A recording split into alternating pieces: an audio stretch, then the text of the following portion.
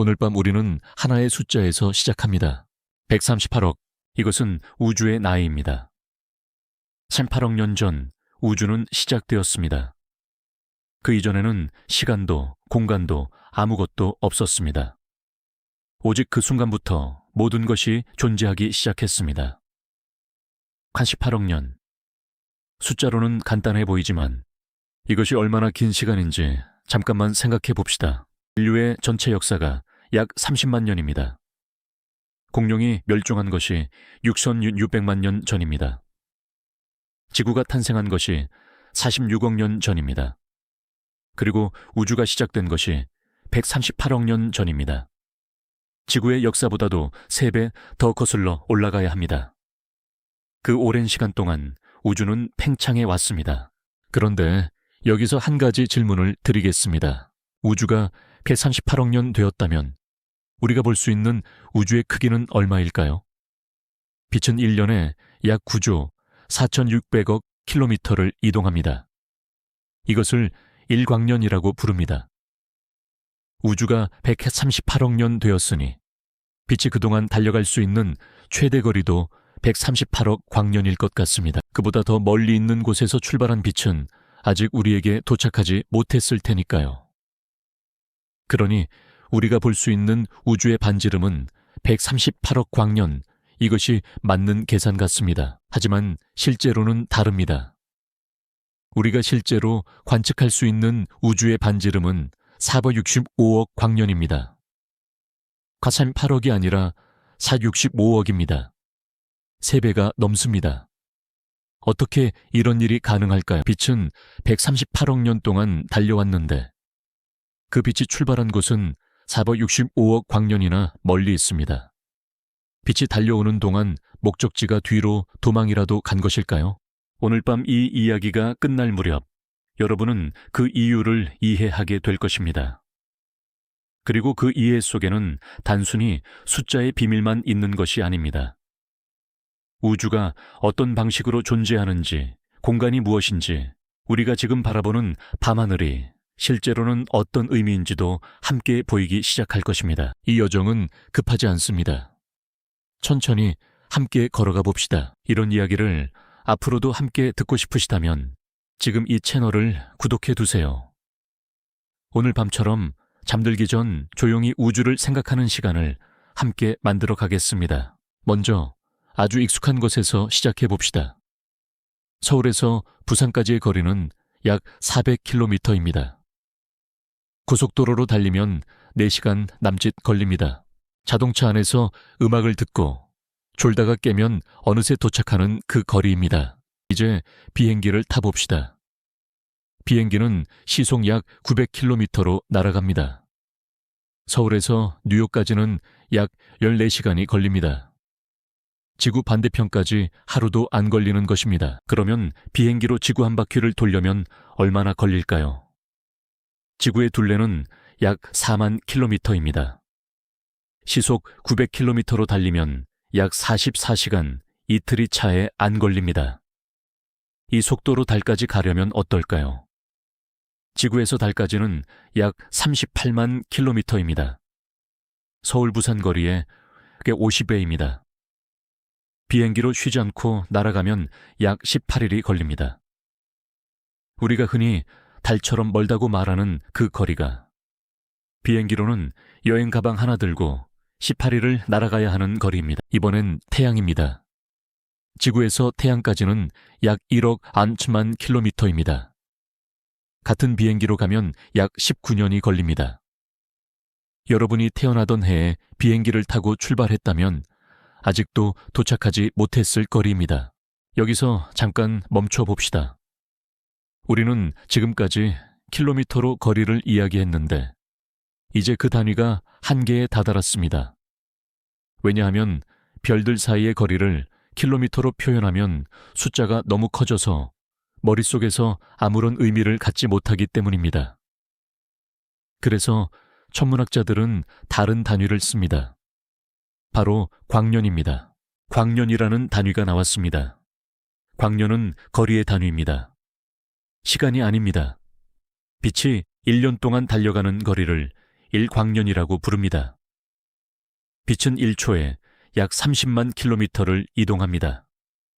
눈을 한번 깜빡이는 동안 빛은 지구를 7바퀴 반 돌 수 있습니다. 그 속도로 1년을 달리면 약 9조 1600억 킬로미터가 됩니다. 이것이 1광년입니다. 이 단위로 다시 이야기해 봅시다. 태양까지는 약 8광분입니다. 빛이 8분을 달려야 도착한다는 뜻입니다. 그러니까 지금 우리가 보는 태양은 8분 전의 태양입니다. 지금 이 순간 태양에 무슨 일이 생겼다고 해도 우리는 8분 후에야 알 수 있습니다. 가장 가까운 별은 어떨까요? 태양을 제외하면 지구에서 가장 가까운 별은 프록시마 센타우리입니다.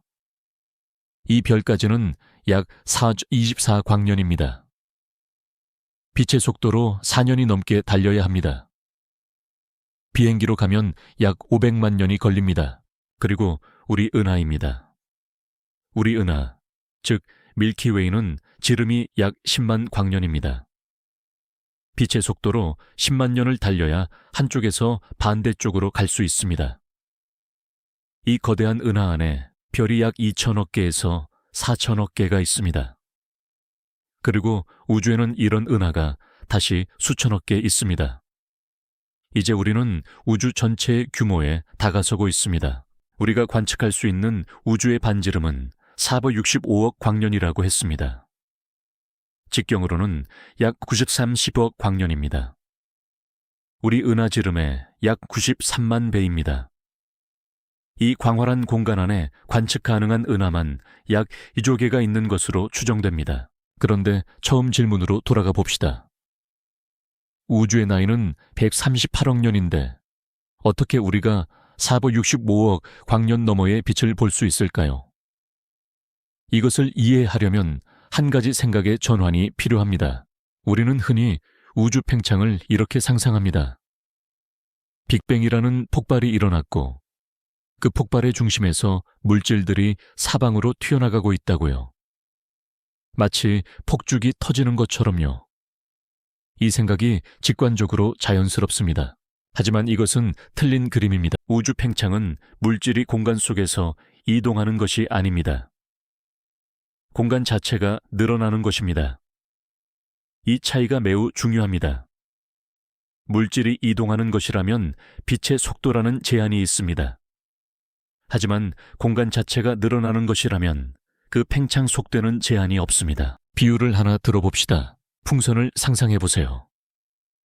바람이 빠진 풍선 표면에 점을 2개 찍습니다. 그리고 풍선을 불기 시작합니다. 2점 사이에 거리가 멀어집니다. 그런데 이때 2점이 이동한 것일까요? 아닙니다. 2점은 풍선 표면에 그대로 붙어 있습니다. 풍선 표면 자체, 즉 공간 자체가 늘어난 것입니다. 우주도 마찬가지입니다. 은하들이 서로를 향해 힘껏 달아나고 있는 것이 아닙니다. 은하들 사이의 공간이 늘어나고 있는 것입니다. 그리고 이 팽창은 거리가 멀수록 더 빠르게 일어납니다. 또 다른 비유를 써봅시다. 이번엔 복도를 상상해 보세요. 여러분이 복도의 한쪽 끝에 서 있고 복도의 반대쪽 끝에서 친구가 여러분을 향해 걸어오고 있습니다. 그런데 여러분이 걷는 것보다 복도가 더 빠르게 늘어나고 있다면 어떻게 될까요? 친구는 분명히 걸어오고 있는데 거리는 오히려 멀어집니다. 친구가 멈춘 것도 뒤로 간 것도 아닌데 말입니다. 빛이 우주를 가로질러 오는 것이 바로 이 상황입니다. 38억 년 전 어떤 지점에서 빛이 출발했습니다. 그 빛은 쉬지 않고 우리를 향해 달려왔습니다. 하지만 빛이 달려오는 동안 그 빛이 출발한 공간 자체도 계속 팽창했습니다. 빛이 출발한 지점은 우리에게서 점점 더 멀어졌습니다. 그래서 지금 우리가 받는 빛은 138억 광년이 아니라 65억 광년 거리에 있는 지점에서 출발한 것처럼 보이는 것입니다. 이제 처음 질문에 답할 수 있습니다. 우주의 나이는 138억 년입니다. 하지만 우리가 볼 수 있는 우주의 반지름이 465억 광년인 이유는 그 빛이 달려오는 동안 공간이 팽창했기 때문입니다. 빛은 138억 년 동안 달려왔지만 출발점이 그 사이에 멀어진 것입니다. 138억이 아니라 65억, 3배가 넘습니다. 하지만 이제 이것은 더 이상 역설이 아닙니다. 그리고 이것은 단순히 숫자 문제가 아닙니다. 공간이 팽창한다는 사실은 우리가 지금 관측하는 우주가 실제로 어떤 모습인지에 대해 근본적인 질문을 던집니다. 여러분이 지금 밤하늘을 올려다볼 때 여러분의 눈에 들어오는 빛은 과거의 빛입니다. 가까운 별은 수십 년 전, 먼 은하는 수십억 년 전에 출발한 빛입니다. 우리는 지금 이 순간의 우주를 보는 것이 아닙니다. 우주의 다양한 과거를 한꺼번에 보고 있는 것입니다. 밤하늘은 하나의 시간대 위에 있는 것이 아니라 수십억 년에 걸친 시간들이 겹쳐진 하나의 풍경입니다. 이제 조금 더 깊이 들어가 봅시다.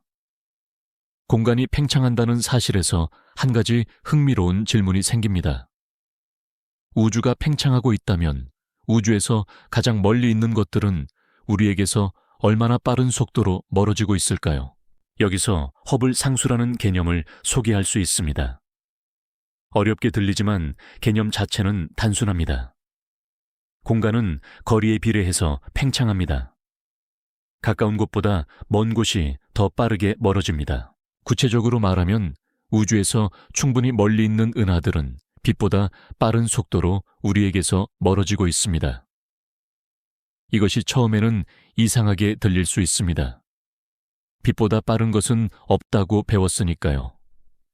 하지만 그 규칙은 물질이 공간 속에서 이동할 때의 이야기입니다. 공간 자체가 팽창하는 것에는 그 제한이 적용되지 않습니다. 그렇다면 우리에게서 빛보다 빠른 속도로 멀어지는 은하에서 출발한 빛은 영원히 우리에게 도착하지 못할까요? 반드시 그렇지는 않습니다. 빛이 출발하는 순간 그 은하는 빛보다 빠르게 멀어지고 있더라도 빛이 달려오는 동안 팽창 속도가 변할 수 있기 때문입니다. 실제로 우주 초기에는 지금보다 팽창 속도가 달랐고 그 덕분에 지금 우리가 볼 수 있는 범위가 65억 광년까지 확장된 것입니다. 하지만 앞으로는 다를 수 있습니다.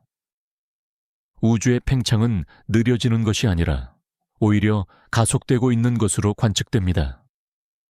이것은 1990년대에 천문학자들이 발견한 사실로 이 발견으로 노벨 물리학상이 수여되기도 했습니다. 우주 팽창을 가속시키는 이 원인을 우리는 암흑 에너지라고 부릅니다. 하지만 암흑 에너지가 정확히 무엇인지는 아직 밝혀지지 않았습니다. 어두운 에너지, 이름처럼 아직 우리에게 어두운 미지의 무언가입니다. 이것에 대해서는 나중에 더 자세히 이야기하겠습니다. 한 가지 더 생각해 봅시다. 우리가 관측할 수 있는 우주는 465억 광년 반지름의 구입니다. 하지만 이것은 우리가 볼 수 있는 범위일 뿐입니다. 우주 전체는 이보다 훨씬 더 클 수 있습니다. 어쩌면 무한할 수도 있습니다. 여기서 중요한 개념 하나를 구분해 봅시다. 우주와 관측 가능한 우주는 다릅니다. 관측 가능한 우주는 빛이 우리에게 도달할 수 있는 시간 안에 있는 영역입니다. 하지만 그 너머에도 우주는 계속 존재할 수 있습니다. 우리가 볼 수 없을 뿐 없는 것이 아닙니다. 비유를 들어봅시다. 안개가 짙은 날 바다 위에 떠 있다고 생각해 보세요. 안개 때문에 100m 이상은 보이지 않습니다. 하지만 100m 너머에도 바다는 계속 이어져 있습니다. 내가 볼 수 없는 것이 존재하지 않는 것은 아닙니다. 우주도 마찬가지입니다. 60억 광년 너머에도 은하들이 있을 수 있습니다. 별들이 빛나고 있을 수 있습니다. 어쩌면 지금 이 순간 누군가가 밤하늘을 올려다보며 자신의 관측 가능한 우주 안에서 우리의 방향을 바라보고 있을지도 모릅니다. 그들도 우리를 볼 수 없고 우리도 그들을 볼 수 없습니다. 우리는 각자의 관측 가능한 우주 안에 갇혀 있습니다. 그 너머의 우주가 어떤 모습인지는 아직 알 수 없습니다. 그리고 어쩌면 영원히 알 수 없을지도 모릅니다. 오늘 우리가 함께 걸어온 길을 잠깐 돌아봅시다. 서울에서 부산까지 400km, 지구 한 바퀴 4만 km, 달까지 38만 km, 태양까지 1억 5천만 km, 가장 가까운 별까지 4.24광년, 우리 은하지름 10만 광년, 그리고 우리가 볼 수 있는 우주의 반지름 465억 광년. 이 숫자들을 외울 필요는 없습니다. 하지만 그 규모의 차이를, 그 거대함을 잠깐이라도 느꼈다면 충분합니다. 오늘 밤 우리가 함께 이해한 것을 세 가지로 정리하면 이렇습니다. 우주의 나이는 138억 년이지만 우리가 관측할 수 있는 우주의 반지름은 465억 광년입니다. 이것이 가능한 이유는 우주의 공간 자체가 팽창했기 때문입니다. 그리고 그 팽창은 지금도 계속되고 있으며 오히려 가속되고 있습니다. 다음에 밤하늘을 바라볼 기회가 생기면 이것을 떠올려 보세요. 여러분의 눈에 들어오는 저 빛들은 수십억 년 전에 출발한 것들입니다. 우주의 긴 시간을 건너 여러분에게 닿은 것입니다. 그 빛들이 출발하던 시절, 지구는 아직 없었을 수도 있습니다. 그런 빛이 지금 여러분의 눈 속에 있습니다. 편안한 밤 되세요.